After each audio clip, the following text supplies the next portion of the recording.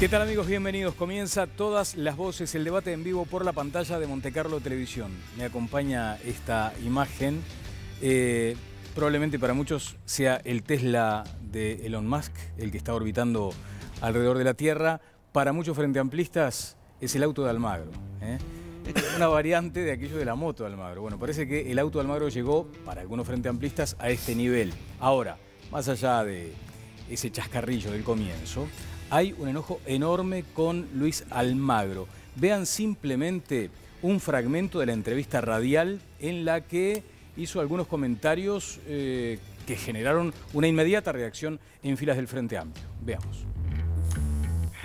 Usted ve que claramente que aquellos que me acusan de eso son los que justamente están defendiendo la dictadura de Venezuela, están defendiendo la alteración del orden constitucional en Venezuela, están defendiendo la alteración institucional de Venezuela, están defendiendo las elecciones ilegítimas que se dieron el pasado 20 de mayo. Entonces, los que están apañando golpes de Estado, la ruptura institucional, la ruptura democrática, son aquellos que están defendiendo el régimen de Venezuela.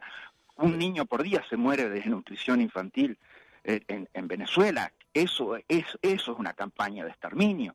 ¿De qué estamos hablando? ¿Eso es lo que defienden? Por favor, defienden dictaduras, defienden opresión, defienden represión, defienden tortura, defiendan a los torturadores, defienden a los asesinos, defienden a aquellos que violan a los presos políticos. Eso es lo que están defendiendo. Por favor, no sean ridículos, no sean imbéciles. Estoy dispuesto a dar esta discusión donde sea, como sea. Es una discusión ética, es una discusión de profundidad política, es una profunda, absolutamente conceptual. O sea, esta discusión yo la doy con el que sea, cuando sea, con el que quiera, cuando quiera. Si es ante un tribunal de ética del frente, pero no tengo absolutamente ningún problema. Veremos cuán ético es ese tribunal a la hora de defender o atacar estas cosas. Almagro, en el centro de la polémica hay un diputado del Frente Amplio al que consultaré naturalmente por este asunto, pero además hay diputados de la oposición, un dirigente sindical. Conrado Hughes, buenas noches, ¿cómo te va? Buenas noches, Daniel. Un primer comentario sobre esto, porque allí hay, a ver, frases duras, fuertes, ¿no? Las frases de Almagro son muy duras, pero no solo son duras las frases de Almagro. El destacado polemista y publicista y periodista Esteban Valenti, sí. El Tano Valenti dijo hoy en un programa de radio que defienden, los del Frente defienden a Maduro por negocios, porque si cae Maduro y hablan, caerán empresas y funcionarios que han robado a Venezuela. Esto no se lo va a decir nadie porque el país se ha llenado de, y hace un adjetivo bastante duro. Estaban tomando allí la imagen del diputado Jorge Pozzi. Empiezo a presentar a los invitados. ¿Cómo le va, Pozzi? Bien, ¿cómo anda? Bien. ¿Esto de Almagro? Bueno, el precio que Almagro se fue de boca con el tema de la intervención armada, más allá que... esto no quiere decir, por lo menos en mi caso... Claro, el origen está en ese pedido de... Como frente amplista también, y como izquierdista también, y en mi caso, no quiere decir que yo defienda lo que sucede en Venezuela, a lo cual me opongo con este régimen de Venezuela, o con este gobierno de Venezuela, y con el anterior también. Esa exposición yo la he dado 20 veces por todos lados, así que no tengo ningún empacho en decirlo acá. Ahora, lo que más exacerbó los nervios fue que Almagro, que yo creo que después se retractó, o no sé, o interpretó las cosas de manera diferente, habló de que la intervención armada era una vía posible, o lo dejó entrever, en Venezuela. Sí, y bueno, contra eso, sí, yo no estoy de acuerdo con eso. Y es más, hoy la Cancillería hace poquito rato sacó una nota aclarando bien la posición del gobierno uruguayo cuál es. El gobierno cuestionó los dichos de Almagro, el Partido Comunista lisa y llanamente pide la expulsión de Almagro del Frente Amplio. Mónica. ¿Qué tal? Buenas noches. Me parece como muchas veces últimamente se está confundiendo un poco. Creo que por el cargo que ostenta Almagro, donde de alguna forma representa a los gobiernos de todos los países de América, no es una forma de expresarse esa, y menos hacia su propio gobierno, que fue quien lo designó para el cargo que ocupa. Me parece que eso deberíamos rechazarlo todos, así como también lo que dice la intervención militar. Después está lo que uno opina o lo que los hechos nos muestran todos los días que está pasando en Venezuela, que es terrible y que muchas veces uno tendría ganas de que viniera alguien y sacudiera todo ese desastre y al principal responsable, pero ya sabemos por dónde conduce eso, no es la manera de hacerlo.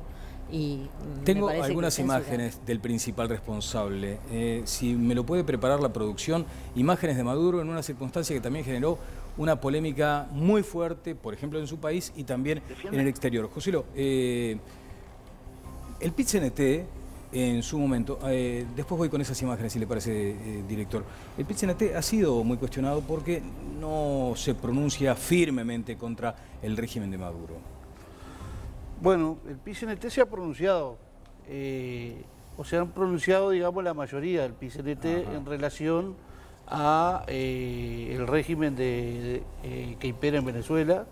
Habemos algunos compañeros que no estamos de acuerdo con eso, lo hemos manifestado también públicamente, pero bueno, las mayorías son las mayorías. ¿Y lo de Almagro qué le pareció, Joselo?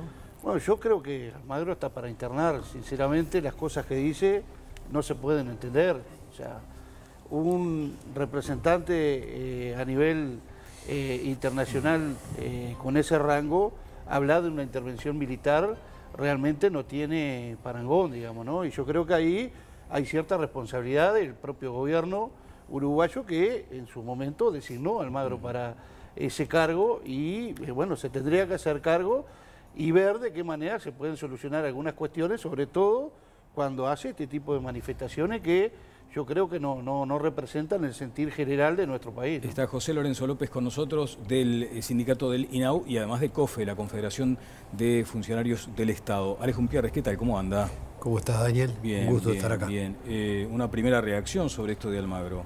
No, blanco, ¿no? Lo primero de todo, obviamente, es un repudio que sentimos profundamente desde el Partido Nacional y que creo que ha ganado la comunidad internacional, que es el repudio general sobre el régimen de Maduro, la situación de la crisis humanitaria, una situación insostenible para una población que emigra por millones. La otra cuestión es una intervención armada, porque cuando hay una intervención armada los que sufren son los pueblos. Sí, sí. Y además a un secretario general de un organismo internacional cuyo enunciado básico en su artículo primero es promover la paz. Parecería contradictorio con ello. Y después me vuelvo a lo mío y como herrerista principio de no intervención. Yo creo que hay que ser muy delicado porque y más desde la óptica de los países pequeños, donde estamos tirados al viento como hojarasca en el viento de los líos internacionales. Hay que tener mucho cuidado con eso, porque si un día fuéramos gobierno nosotros y tenemos dos vecinos que no gustan de nuestra situación y eventualmente entonces porque interpretan que determinadas cosas hay que tener cuidado. Está bien. De todas maneras, cierro, Daniel.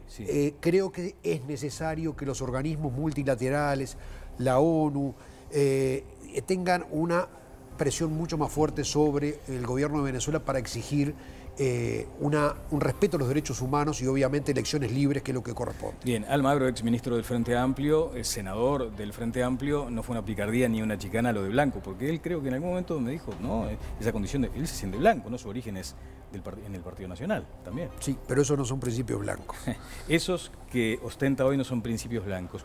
Quiero ir con el doctor, en un minuto. Me están diciendo lo de las imágenes de Maduro. Quiero ir con eso, a ver, por favor, porque creo que va a ser interesante que Leonel Brioso también opine del asunto a la luz de estas imágenes. Leonel, es el presidente Nicolás Maduro, llega a un restaurante en Turquía, uno de los más distinguidos, de los más caros. Allí parece que tiene como una especie de degustación de carnes.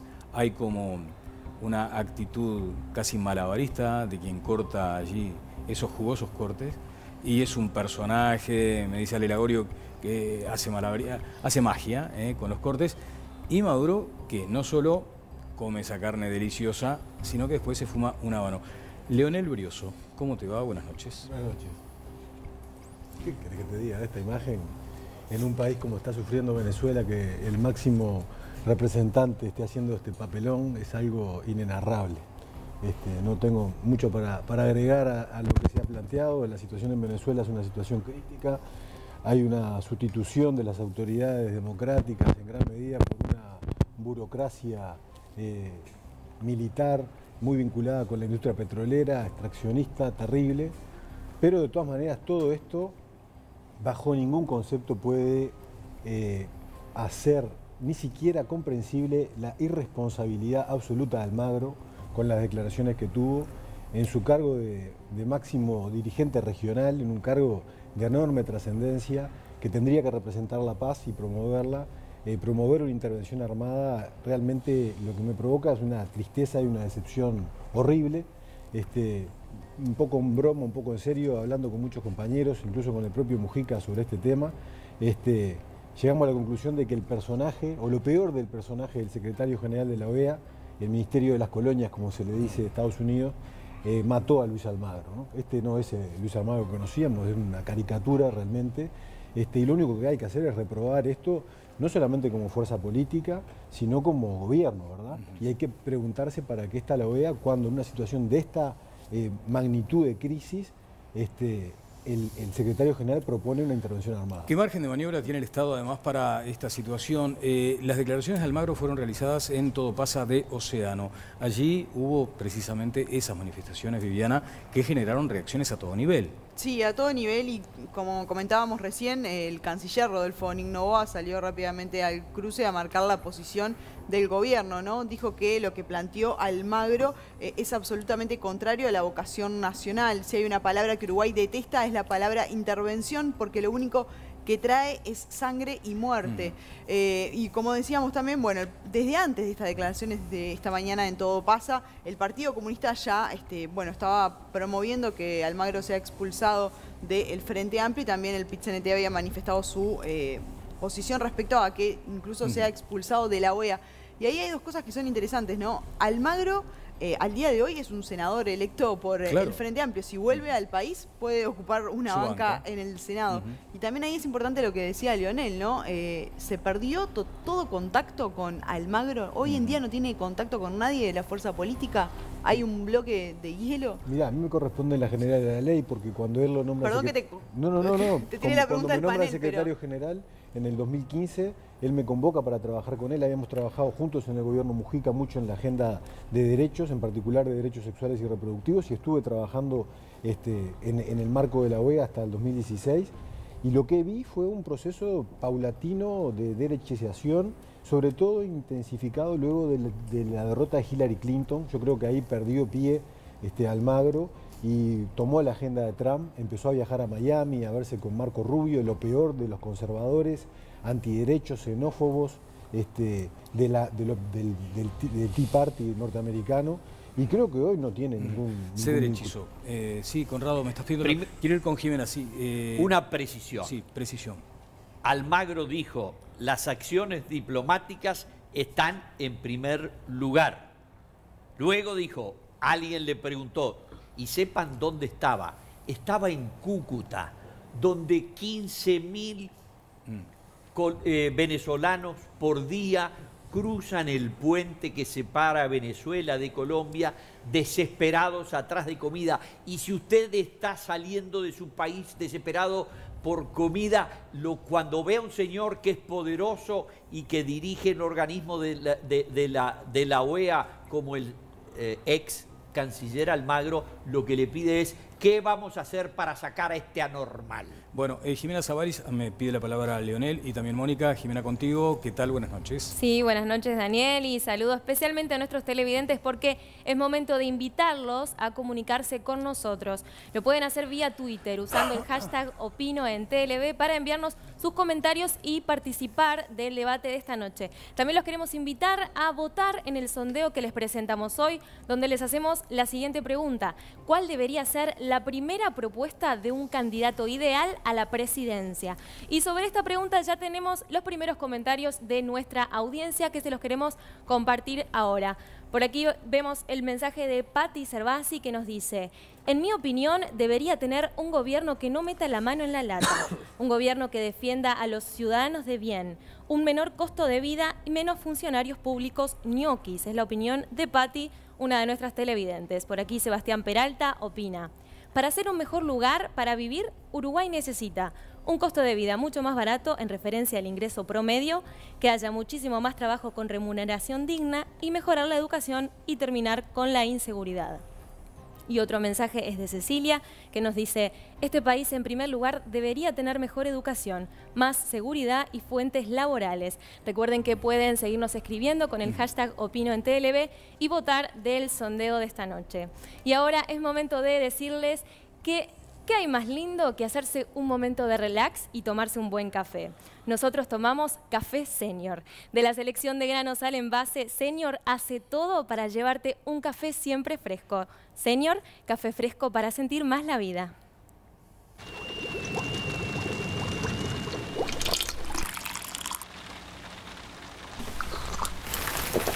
¿Y si pudieras oír el verdadero sonido de la lluvia?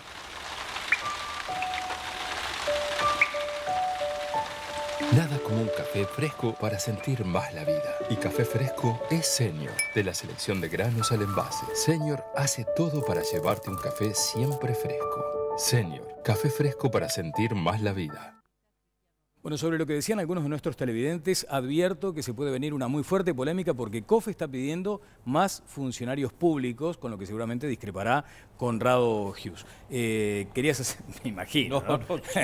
Bueno, querías hacer un comentario, Leonel, Mónica también. Injustificable la actitud de Almagro, aún en la situación de crisis humanitaria en Cúcuta. Si está para dar manija, que se dedique a otra cosa y que renuncie al secretario general de la OEA. No puede un diplomático dar manija, está en las antípodas de la acción diplomática.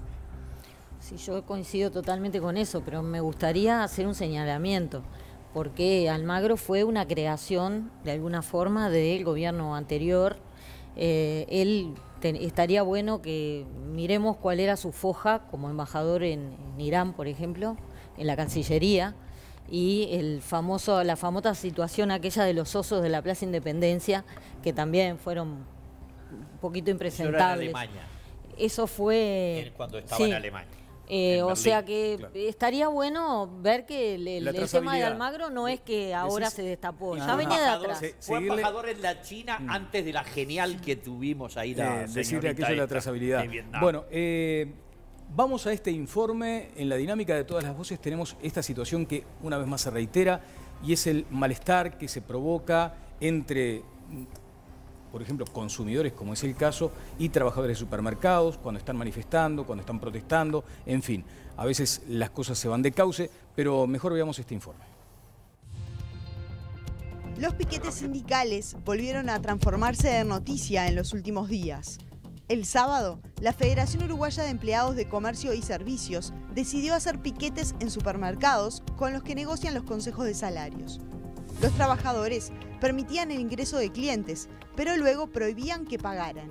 Eso derivó en una trifulca entre trabajadores y clientes, que quedó registrada en las cámaras de seguridad del comercio. Por otra parte, hoy se levantó el bloqueo a la distribución de combustibles en la planta de La Tablada, lo que puso en riesgo el suministro de naftas en las últimas horas. El piquete fue levantado tras la visita de integrantes del Ministerio del Interior, que les advirtió a los trabajadores que estaban violando un decreto que prohíbe obstaculizar las vías de tránsito. Bueno, aquí está planteada la situación de esa tensión que se genera con trabajadores que están manifestando, en este caso con clientes que se oponen de pronto a lo que se entiende como un piquete. No es la primera vez. ¿Cómo se responde a esto, José? Porque hay mucho malestar cuando se generan estos incidentes. Esto, por ejemplo, visto así, la verdad, es reprobable. Bueno, pero visto así, claramente se ve que hay un cliente ataca a uno de los funcionarios, de los trabajadores manifestantes, ¿no? Yo creo que hay medidas que normalmente toma el movimiento sindical que siempre le causan un perjuicio a un tercero. Y bueno, y ahí está el tema de los derechos, ¿no? Hasta dónde uno se puede manifestar con algo y hasta dónde tiene que respetar el derecho al otro a poder hacer lo que tenga que hacer. En este caso, claramente, era una manifestación pacífica, como se han hecho muchas en el comercio, y se dio un altercado, que es un hecho aislado, pero que parte de un cliente que estaba en un supermercado y que, bueno, se molestó por la situación y agrede a una trabajadora. Y evidentemente eso tiene una reacción de los compañeros que están... ¿Tomaron contacto directo con la situación? Es exactamente así. Bueno, sí, por lo que yo tengo entendido, yo evidentemente no es mi sector, digamos, no estoy metido en el tema, pero por lo que he visto en lo que han manifestado los compañeros de FUESI, que es el sindicato que nuclea a todos los trabajadores del comercio, el hecho fue así, y uno si ve el video se da cuenta de que la situación es de una agresión de un cliente a una trabajadora que estaba manifestándose así y que le quería dar un volante, ¿no? Claro, pero se han enrarecido, de hecho se entiende muchas veces que hay desbordes, Alejo. Hubo aquí mismo en Todas las Voces por lo menos 3 referencias que están muy frescas, seguramente en la memoria de los televidentes, lo que sucedió en el frigorífico de Salto, también aquella circunstancia en la estación de servicio de Santa Clara.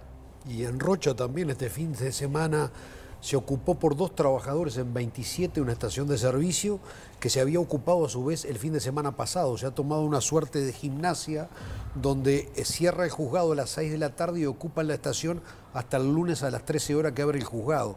En una cuestión que es realmente una burla, yo creo que le hace mal al sindicalismo, hay una suerte de empoderamiento abusivo de determinados sectores sindicales que le están haciendo mal al sindicalismo, bien entendido que es necesario en un sistema democrático, pero hay un desborde de mucha gente que aparte hace carrera política jugando a la radicalización, porque vemos permanentemente el pasaje de dirigentes sindicales a la órbita estatal y de la órbita estatal su vuelta al movimiento sindical. Entonces, ese círculo no virtuoso, sino perverso, va generando un enrarecimiento que a su vez va cada vez representando menos a los trabajadores, porque muchas de estas medidas no se consultan con los trabajadores o se toman en un cuarto encerrado por algunos agremiados y se impone al resto de los trabajadores a los cuales no se consulta o no se les permite la libertad concomitantemente, como reconoce la UIT, de ejercer el derecho al trabajo a aquellos que quieren trabajar. Acá se advierte responsabilidad de los trabajadores desde el lugar de la empresa porque han presentado un recurso ante la justicia. De la misma manera estábamos viendo allí lo que sucedió en La Tablada. Hubo un bloqueo a la salida y al ingreso de camiones desde La Tablada. Esto ha generado, por ejemplo, dificultades en la distribución de combustibles. ¿Cómo ve el panorama diputado Pozzi, de conflicto, de tensión, de un enfrentamiento, digamos, casi cotidiano entre empresarios y trabajadores, trabajadores y otros trabajadores? A veces es trabajadores contra trabajadores. Yo veo que, como lo veo, preferiría que no pasara nada. Claro. Eso, primero estamos todos de acuerdo.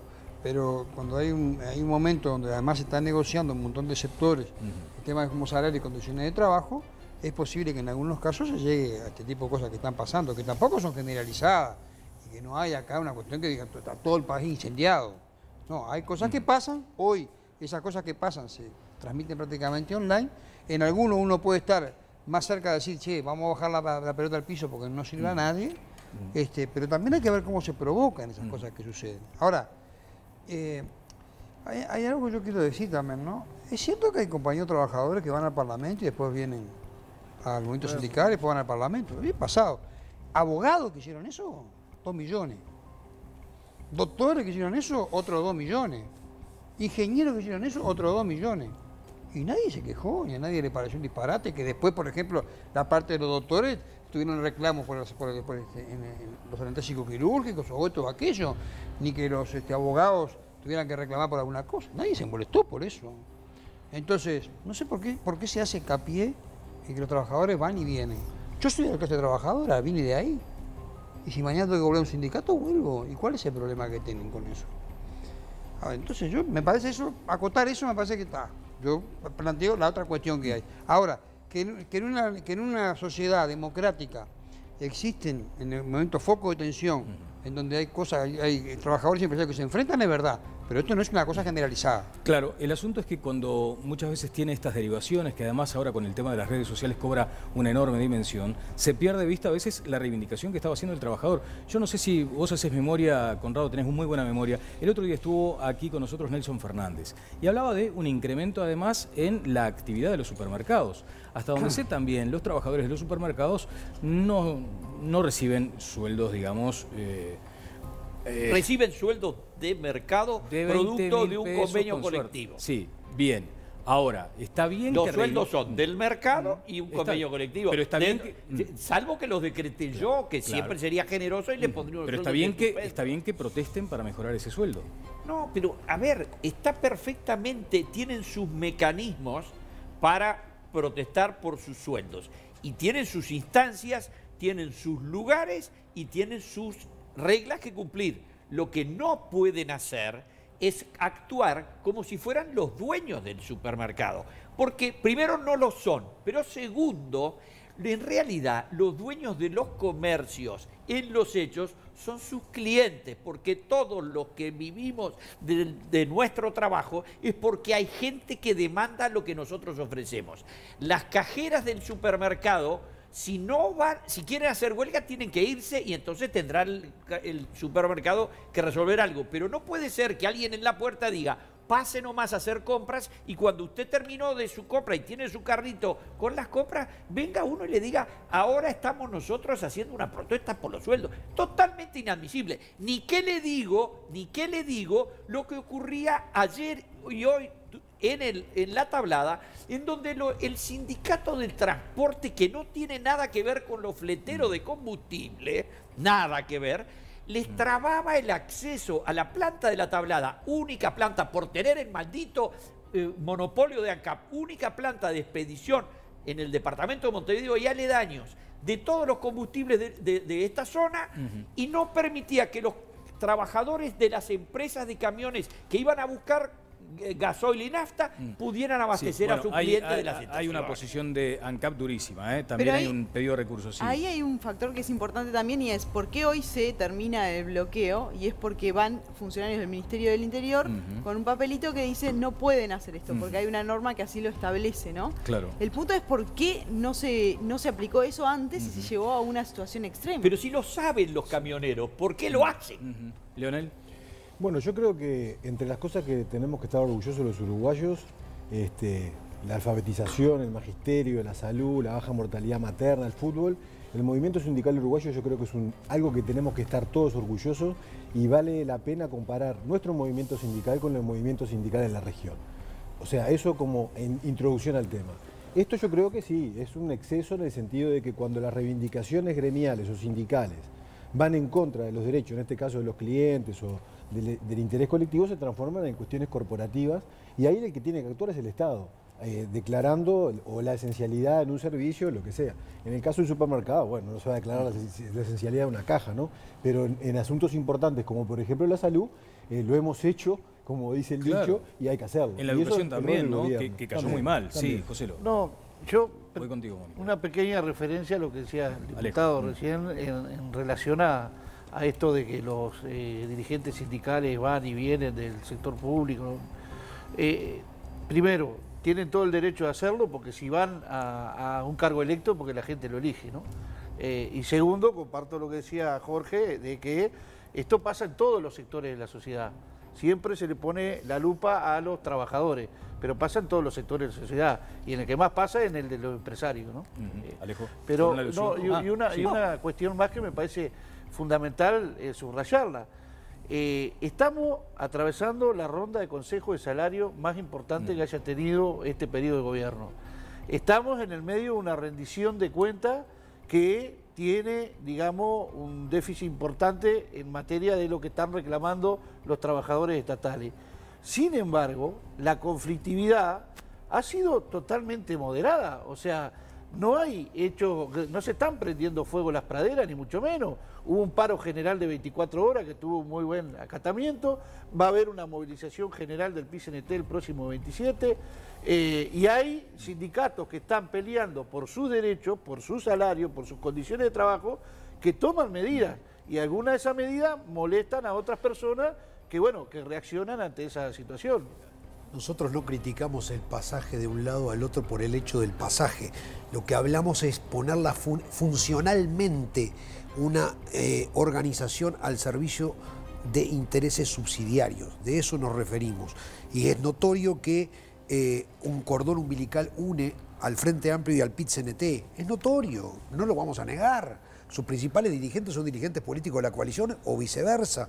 Y ella es una realidad incontrastable. Entonces hay un vínculo que, en definitiva, deforma lo que es la reivindicación estrictamente laboral para jugar en función, en unos casos, de no apretar al gobierno, en otros casos, de jugar a ser más radicales para cinchar más el gobierno. Los que quedan presos, en definitiva, fuera de esa lógica corporativa de las élites sindicales, son los trabajadores.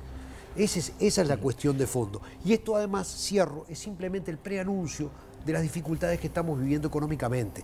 El aumento de la conflictividad, el aumento es una puja redistributiva que tenemos y no de riqueza. Lo que pasa es que el problema es que estamos entrando en un combo donde además cada vez que se pelea más por salario, increíblemente por la otra punta se te escapa el empleo. Ganas en algo en salario, pero se te escapa el empleo. Y esa es la gran dicotomía que estamos viviendo con 50.000 fuentes de trabajo perdidas. Eso está en los libros. Eso está en los libros. Si no se puede ajustar por precio, se va a ajustar por cantidad. Eso está en los libros, eso está en su casa. Cuando a usted le suben el precio de un producto, usted baja la cantidad que va a comprar. O tiene usted recursos ilimitados. Yo no los tengo y el común de la gente tampoco. Entonces, cuando estamos en un periodo en que el gobierno proclama que creció el 2,4 en el medio de este desastre, todos sabemos, y también lo está señalando el señor José López, bajó la conflictividad. Bajó la conflictividad porque se dieron cuenta de que en el medio de este desastre hacerse los vivos es perder no solo la opinión pública, que la perdieron hace rato, sino perder la manija política. Que se ponga de acuerdo si hay conflictividad o no. Pero quiero decir otra cosa más. Es cierto esa dicotomía empleo-salario. Es cierto que ahora subió el desempleo y hay 40.000 empleos que se perdieron. También es cierto, con la misma lógica, que se habían creado 300.000 empleos en el momento que subió el salario real. Quiere decir que las cosas no son tan lineales, porque hay que mirarlas todas, ¿no? Jimena, entonces, yo lo que digo es, pongamos todo arriba de la mesa, ¿no? No solo una partecita. ¿Hay conflictividad o no hay? Nosotros decimos, mira, una conflictividad moderada.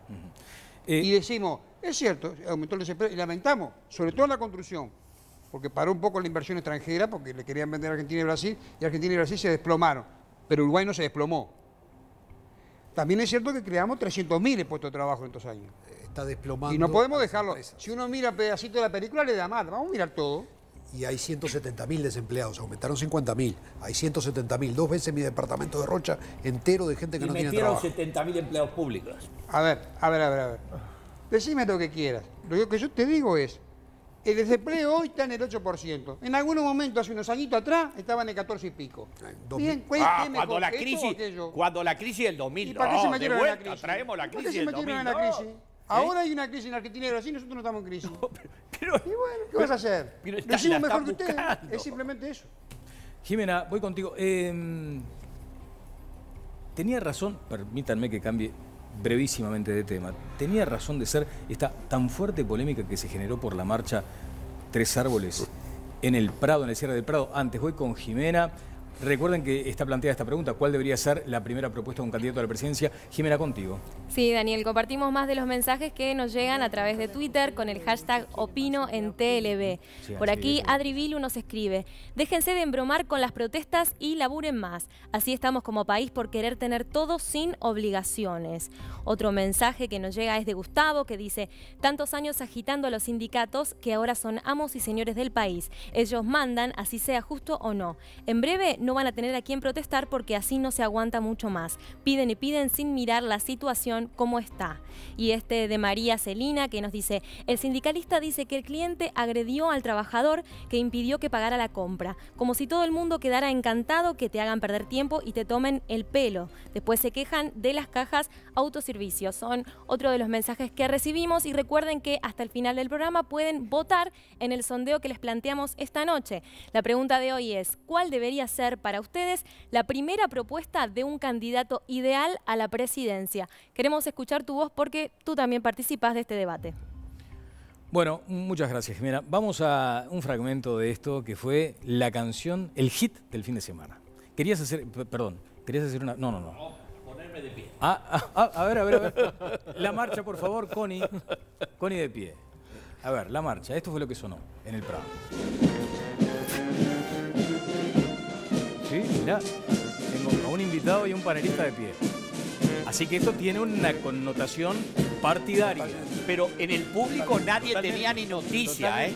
¿Cómo que no tenía? No. En el público. Mirá la reacción del público, mirá las caras. El público no sabía que era la Tres Árboles. No saben nada, no tienen ni idea. Es el resultado de la educación actual de este país. No tienen ni noticia. Pero que no tienen idea de lo que estaban tocando. A ver, te digo cuatro cosas que no tienen ni noticia. Es una hinchada bárbara, pero se te van a enojar porque ¿cómo no voy a saber que están tocando la Tres Árboles? No saben qué fue la batalla de Tres Árboles. No tienen ni idea que fueron ¿Pero quiénes? el promedio, un escolar, un liceal, un estudiante avanzado de Derecho. No tiene ni noticias. A ver, yo creo que lo que discutamos sobre el tema de la marcha de pero Tres es partidaria, se pusieron los dos de pie, los dos blancos de pie. Yo creo que lo puse en un Twitter, yo creo que fue improcedente y incorrecto, pero creo que no podemos discutir sobre eso, ni menos hacer una sanción, porque en definitiva acá en el fondo hay la estigmatización permanente a lo militar. ¿Ah? Y esa es una obsesión que utiliza políticamente en momentos complicados del gobierno para tratar de sacar. A mí me hubiera gustado hablar del discurso de Benech. Sí. ¿Qué va a hacer con la pérdida de los puestos en el sector de la lechería? No hubo nada. Me gustaría saber qué van a hacer con el arroz. Y sobre la marcha, en todo caso, para cerrar, y después quiero José también. Para mí es un hecho que, la verdad que... Bueno, hoy se resolvió porque finalmente se encontró un responsable y lo vamos a tener además al ministro de Defensa hablando. Que no sé si fueron viveza, si fueron ignorancia, picardía. No sé qué fue. ¿Hubo picardía con Rodolfo? Yo creo que hubo picardía y estuvo una picardía peligrosa. Evidentemente nadie es tonto. Tocada de oreja, dice. Nadie es tonto y todo el mundo sabe lo que hace. Yo me gustaría ver la reacción de Cordado Hughes. Yo no soportaría que tocara el Internacional o un himno del Frente Amplio. O a desalambrar. Pero, a ver, si yo trabajé 16 años en Radio El Espectador con Miglietti. Yo creo que si esto toma una connotación mayor por lo que había pasado antes con Manini Río. Me parece que esto es una mojada de oreja. Estaba muy fresco el otro. Esto es una mojada de oreja que evidentemente genera una reacción. Entonces...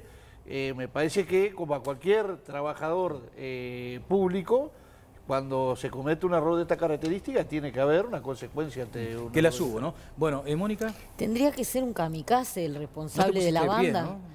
No, por supuesto que no. Pero yo soy periodista. Pero, no sabía lo que tocaba.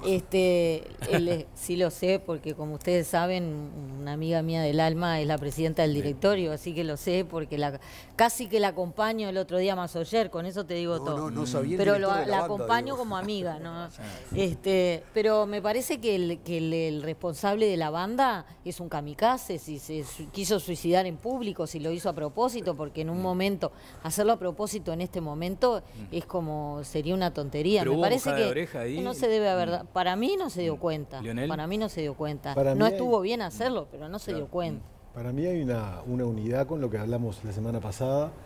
Manini sin duda se perfila en su proyección política. Tú tenés esa idea de que acá el hombre tiene una vocación político-partidaria. Nada más que esta situación me la fortalece. ¿La situación de que de la marcha? Claro. Es sutil igual lo de la marcha, ¿no? Si lo quiso hacer por eso es sutil. Una maniobra de marketing, digamos, ya tiene una marcha, un jingle. Creo que es más que... No son blancos los Manini. Con ese apellido no se puede circular de blanco. Pero tiene a su esposa es más que una tocada de oreja. Yo creo que acá tenemos un problema importante, como lo dijimos la vez pasada, que está bueno reírnos un poco, pero no está bien. O sea, se roza... No está bien que el jerarca máximo del ejército haga política, viole la laicidad y dé propuestas para las políticas sociales, y no está bien que el ejército toque una marcha partidaria en un acto de toda la sociedad. No está bien y hay que cuestionarlo y hay que sancionar a los responsables. El ministro de Defensa habló de este asunto, de otros, pero veamos lo que decía Menéndez hoy. Se realizó una investigación de urgencia desde el momento en que me enteré, el sábado pasado, que concluyó en el día de ayer, y hoy llevé adelante una serie de medidas, alguna de carácter sancionatorio y otra de reubicación de los procedimientos. ¿Quién dio esa autorización? Las autorizaciones se dan por las líneas del mando. Nosotros ya hemos tomado alguna medida de carácter sancionatorio y también la revisión de los procedimientos que se llevaron adelante. Por ejemplo, lo que está en los repertorios de la banda militar es revisar lo que está en los repertorios. Revisar, una revisión. Lo que no quiere decir eliminación. ¿Fue un error o una intencionalidad? Nosotros lo valoramos como una falta. Una falta, así en esos términos se pronunciaba el ministro. Sí. La marcha es una bellísima marcha militar. Dice que ayuda al paso, además, ¿no? Compuesta por un italiano que residía en el Uruguay y que quiso homenajear al Ejército Nacional y los derrotados en Paso Hondo por las fuerzas del coronel Diego Lamas. El que le puso la letra de las muchedumbres iluminadas que cuando yo era joven cantaba a voz en cuello, ese fue el doctor Julio Casas Araujo, que era colega del ministro Menéndez. Los dos dentistas, así que van a tener que arreglarlo entre ellos con temas odontológicos. Decime, Viviana. No, que en el tape no veíamos, pero el ministro dio el nombre, digamos, de la persona principal que se había sancionado, que es el general Marcelo Montaner, que es quien estuvo a cargo del despacho mientras Manini Ríos no estuvo, ¿no? Lo que no dijo es qué tipo de sanción se le aplicó a esta persona y también mencionó el tema de algunos traslados de oficiales, pero no mencionó a quiénes. Bien, un dato que me parece en algún momento generó ciertas dudas en todas las voces del martes pasado, ¿no? Del jueves pasado, es el comandante en jefe del ejército está arrestado a rigor, pero sigue cumpliendo funciones. Esto va atado o conectado a lo que dijo el propio presidente de la República, se le mantiene la confianza. En esos términos está planteado, o sea, aún arrestado a rigor, mantiene las funciones. Eso es lo que explicó el ministro de Defensa Nacional. Bueno, vamos a esta encuesta. Estamos presentando hoy en exclusiva una encuesta de Opción Consultores. Aquí tenemos un primer informe. La empresa Opción Consultores preguntó: ¿qué es lo primero que debería hacerse para que Uruguay sea un mejor lugar para vivir? El 36% respondió reducir la inseguridad, el 25% generar trabajo y el 10% bajar la pobreza. El 9% considera que la prioridad es mejorar la educación y el 7% combatir la corrupción. Solo un 5% consideró que lo primordial es bajar impuestos, el 4% facilitar el acceso a la vivienda, el 2% contener la inflación y un 1% mejorar los servicios de salud. Es llamativa la evolución de estas prioridades cuando se compara lo respondido en agosto con lo que ocurría en el mes de mayo. La inseguridad pasó de 28 a 36%, la generación de trabajo se mantuvo y la percepción sobre la mejora de la educación como prioridad cayó de 14 a 9%. Mejorar la seguridad es por lejos la prioridad de los votantes de la oposición, mientras que entre quienes apoyan al oficialismo, solo el 23% la menciona en primer lugar. Para los votantes del Frente Amplio, lo más importante es mejorar la economía, para que Uruguay se convierta en un mejor lugar para vivir. Bueno, allí hay una serie de planteos. Vamos a tener más, pero en principio los primeros comentarios. Voy a ir sobre ese asunto que quedó como flotando. Efectivamente, COFE está reclamando más funcionarios públicos. ¿Sobre qué base argumental, Joselo? Bueno, básicamente tiene que ver con algunos servicios donde la administración central debe controlar el Estado, ¿no? Debe controlar desde el punto de vista de la fiscalización determinados sectores que hoy por hoy... ¿Cuáles son esos sectores, José López? Bueno, en la aduana, por ejemplo, hay situaciones realmente muy complicadas. En los pasos de frontera en general, ¿no? Donde trabaja aduana, el paso de frontera de Ministerio de Ganadería, Agricultura y Pesca, migraciones. Bueno, las condiciones de trabajo que tienen los trabajadores allí y la falta de personal hace sentir de que no haya controles para determinadas cuestiones que son fundamentales, no solo para la seguridad del país, sino para cuestiones vinculadas hasta la propia salud. ¿Ustedes tienen ponderado el número de funcionarios públicos que hay en la administración central, según datos de la Oficina Nacional de Servicio Civil? Es cierto que ha crecido el número de funcionarios públicos, pero que está centrado básicamente en tres sectores, que son la educación, la salud y la seguridad. y anda un chiche todo ahí. En el resto de la administración central, producto de algunas medidas que se han tomado, que evidentemente nosotros no compartimos, que el no llenado de vacantes en algunos lugares, se han perdido más de 3.500 puestos de trabajo. ¿Cuánta gente necesita hoy el Estado para funcionar mejor? Bueno, por lo menos esos 3.500 puestos que hoy no están en determinados sectores que son fundamentales para el control del Estado a la actividad económica y de salud que tiene nuestro país. Conrado. Realmente uno queda alelado cuando descubre que nuestros compatriotas tienen lo que quieren tener del Estado, que es lo razonable. Número uno, la seguridad.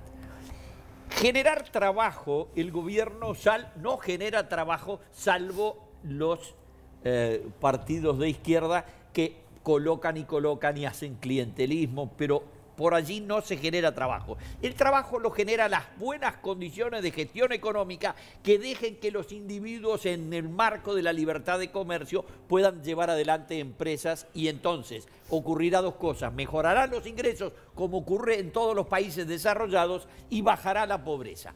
Pero fundamental, tenemos que mejorar la educación y para mejorar la educación también tenemos que combatir los impuestos.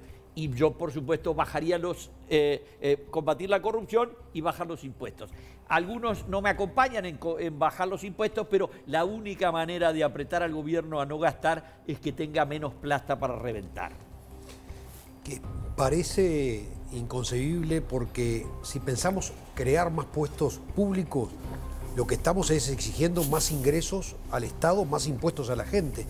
Además es un absurdo, si estamos hablando de que hemos perdido 50.000 puestos de trabajo en el último año y medio y concomitantemente hemos crecido en el Estado 5.700 puestos, entonces hay una incongruencia básica porque el Estado extrae los dineros con que funciona de la sociedad privada que tiene más de 100 concursos de empresas en este primer semestre y que ha perdido 50.000 puestos de trabajo.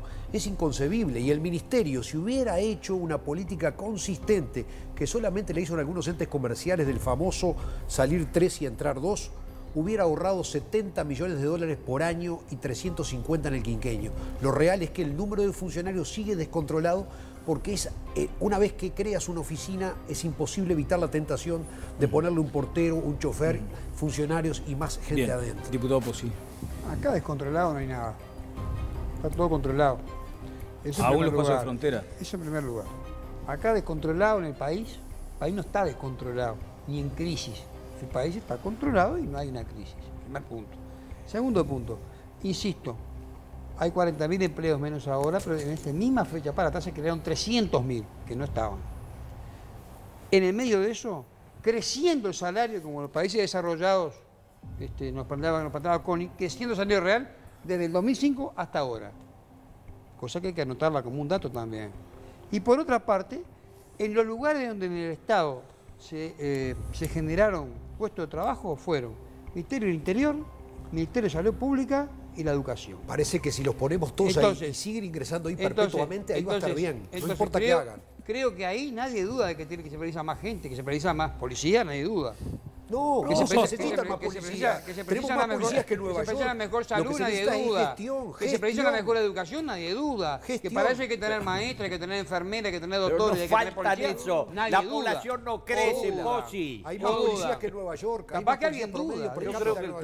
A mí lo que me gustaría preguntar es una pregunta central. Si ganan el gobierno, ¿van a echar policía? ¿Van a echar maestros? ¿Van a echar enfermeros? Yo no tengo nada que ver. No, pero decímelo, ¿qué vas a hacer? Yo no voy a hacer gobierno. Habrá otro que son gobierno. De 4.500 autos a 18.000 autos en la flota pública. Me gustaría saber si van a echar enfermeros. No, el terror. Comenzó la campaña del terror que se viene. Los cucos, los fantasmas van a estar en el orden del día.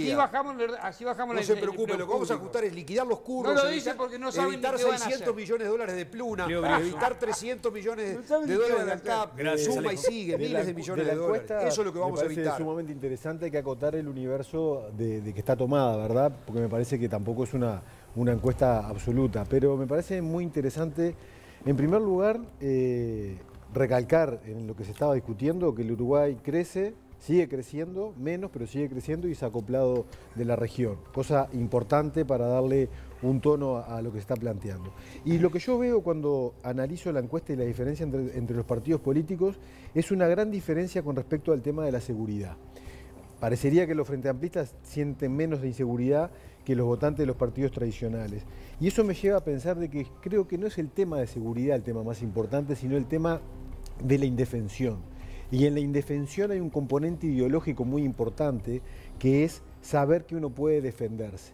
Creo que lo que pasó últimamente en Casaballe con la intervención del Ministerio del Interior y del Estado en completo, es una señal de por dónde hay que ir caminando y que hay que incrementar mucho la participación ciudadana para la seguridad, para evitar esa indefensión que hay y seguir combatiendo la corrupción como se está haciendo desde el Ministerio del Interior. Lo escuché con atención, doctor Brioso, pero simplemente para evacuar cualquier duda. ¿Usted entiende que hay como bolsones de sensación térmica nada más? Yo creo que hay mucha manija, estimado Daniel, en este sentido, y hay una irresponsabilidad importante por parte de amplios sectores del espectro político que no se han dado cuenta que lo importante acá es desarrollar una verdadera política de Estado en este tema y se han ocupado más de pegarle al jerarca de turno, que evidentemente puede tener errores como tiene todo, pero las señas que ha tenido identidad este gobierno, la lucha contra la corrupción y lo que pasó en Casaballe como intervención del Estado, creo que todos tenemos que estar de acuerdo que es lo mejor que se puede hacer. A mí la impresión que me dio el mirar esta encuesta es una tristeza y un poco de desazón. Creo que los líderes políticos, todos, y los comunicadores, sobre todo los que nos dedicamos abordamos estos temas en este programa y en otros, hemos tenido hemos cometido una gran omisión, y es no haber logrado explicarle lo suficientemente a la gente la importancia que tiene exigir una buena educación. Hoy la sobrevivencia de los países, el progreso de los países, todo el futuro de los que vivimos en un país depende de la calidad de la educación. Estábamos hablando ahora, por ejemplo, del problema que pasó en las cajas de los supermercados.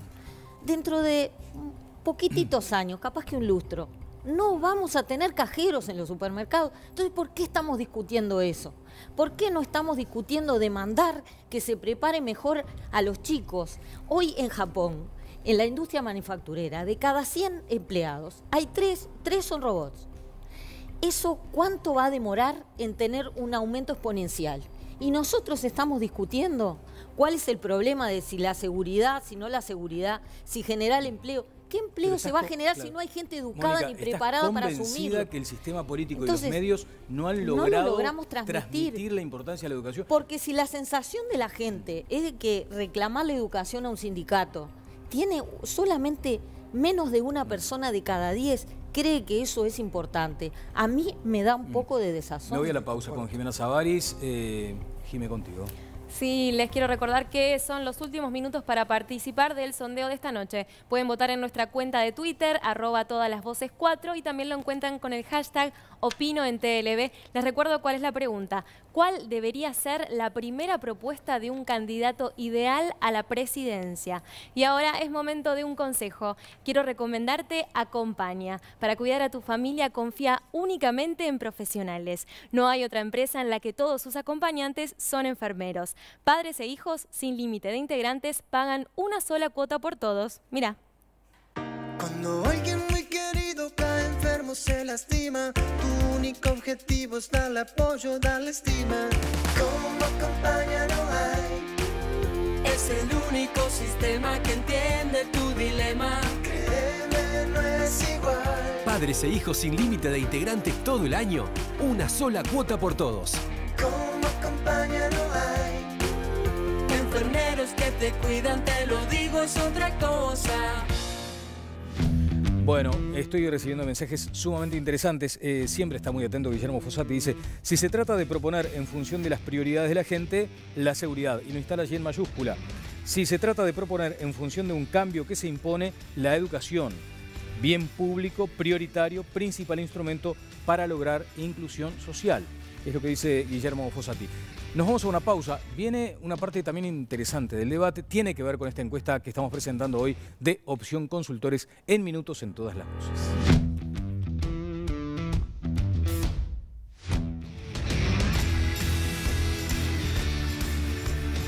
Dewar's. Experimenta el blended Scotch Whisky más premiado del mundo. Dewar's. Bueno, una frase que se le atribuye a un pensador de la economía, que acá nadie tiene el gusto por ahora, dice: el empleo público destruye trabajos, no los crea. El costo de cada empleado público crea desempleo en el sector privado. Cuantos más empleados públicos hayan, mayor es la cantidad de empleos privados destruidos por cada empleo público, ya que es cada vez menos economía privada sosteniendo cada vez más a una economía pública, de empleos públicos. Esto está planteado en esos Tengo el segundo tramo de la encuesta. Es una opinión, por supuesto, no comparto eso. Yo sí me quería referir a la encuesta, ¿no? Y yo creo que el punto fundamental de los que se nombran ahí es el de la redistribución de la riqueza. Porque cuanto más se redistribuya la riqueza, vamos a tener mejor educación, vamos a tener mejor empleo, vamos a tener mejor seguridad, vamos a tener mejor salud. ¿Y en estos años no se logró? Bueno, yo creo que ha habido una mejor redistribución, pero todavía tenemos más de 800.000 trabajadores que ganan menos de 22.000 pesos. Tenemos una situación donde la acumulación del gran capital sigue estando en menos manos. Y tenemos, bueno, una política económica que no ha estado, digamos, muy direccionada en ese sentido a distribuir la riqueza mucho más equitativamente. La política económica actual no se ha dirigido a eso, ¿Pozzi? Hay un informe que salió hoy de los alemanes, ahora salió hoy de tarde, lo vine en la prensa, que habla de los logros de Uruguay. Sería interesante que todos lo leyeran en cuanto a cómo somos en América, los que mejor redistribuimos la riqueza, cómo somos los que mejor nos posicionamos en el salario, cómo somos una democracia y una sociedad integrada y con solidez, cómo nos diferenciamos de todo el resto de América Latina. Yo creo que es muy interesante cómo nos ven de afuera también, un poquito, porque a veces uno adentro siempre tiende a percibir que las cosas pueden ser mucho mejores. Yo creo que sí que pueden ser mucho mejores. Ahora, yo soy de los que no me olvido de lo que viví para atrás, aunque no es el tema hablar para atrás, pero yo no me olvido. Y yo creo que hoy por hoy la situación de todo el país es bien diferente a la que yo viví, por lo menos, hace años atrás. Y creo que, bueno, que no es una cosa que sea un logro solamente del Frente Amplio, es un logro de toda la sociedad uruguaya. Vamos a este segundo tramo del informe sobre la encuesta de Opción Consultores.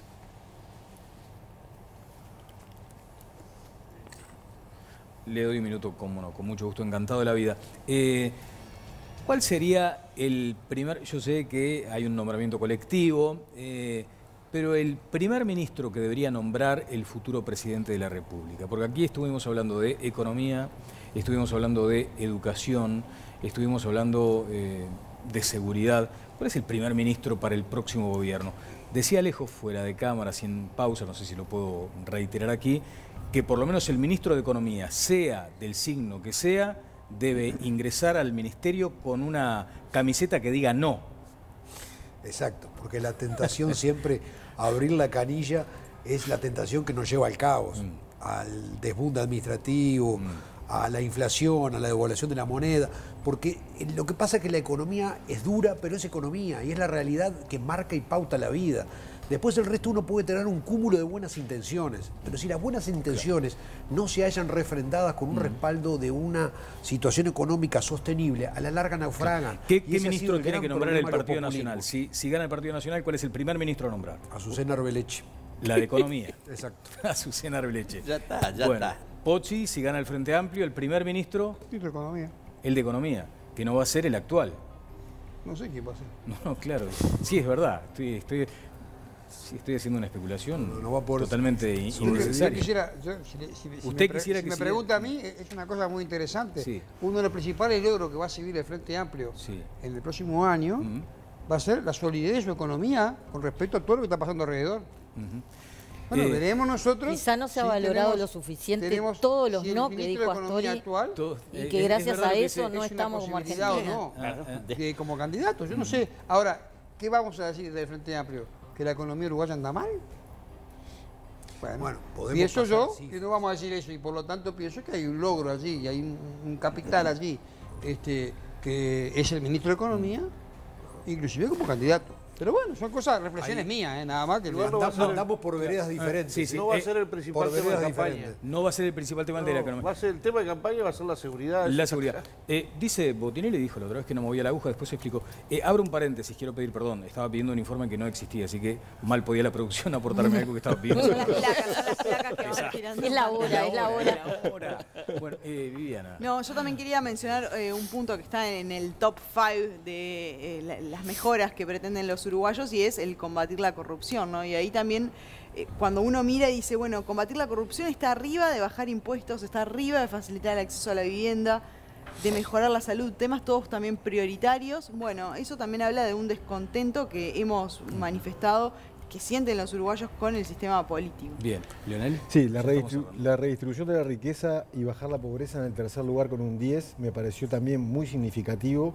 Eso no es frente amplismo puro, eso es la herencia del vallismo y del wilsonismo que tiene impregnado este país y que hace que a la gente le dé miedo decir que es de derecha o de centro derecha, somos todos medio socialista o de izquierda, y acá está el punto central.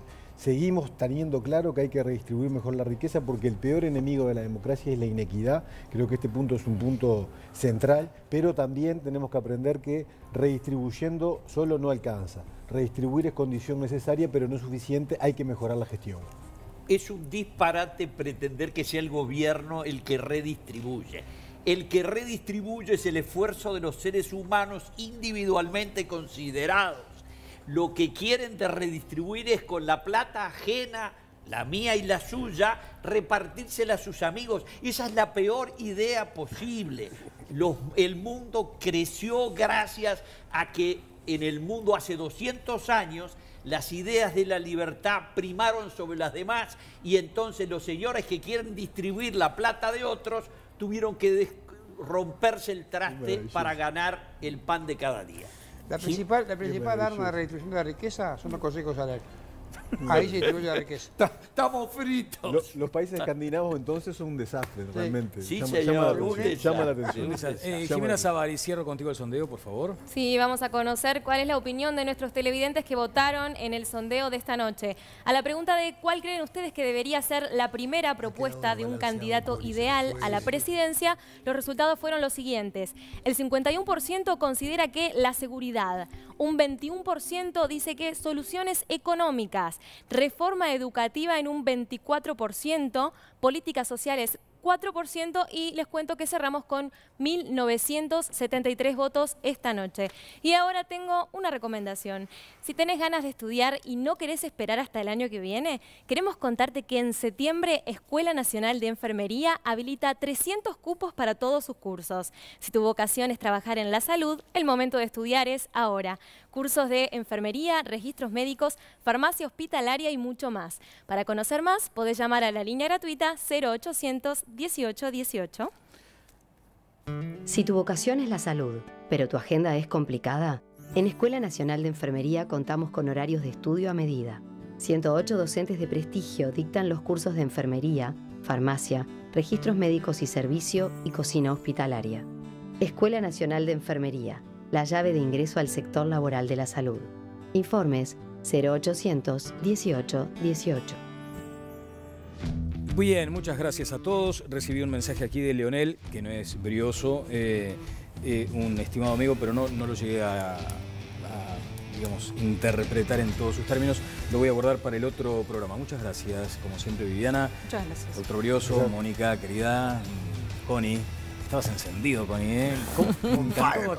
Hoy estuve intenso. Muy bien, Jimena, como siempre. Mirá, ya nos están sacando. Oh, sí, un Pierre, José, muchas gracias. Ahora sí la plaquita. Chau, chau. Hasta el jueves.